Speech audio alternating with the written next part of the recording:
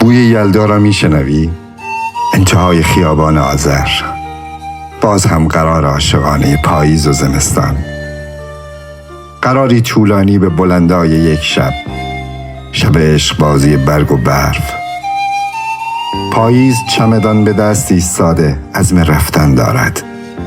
آسمان بغض می کند، می بارد.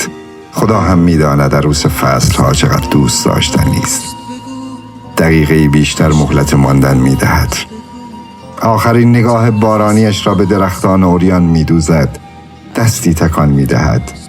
قدمی بر می دارد سرد و سنگین. کاسه ای آب می ریزیم پشت پای پاییز و تمام می شود. پاییز ای آبستن روزهای عاشقی.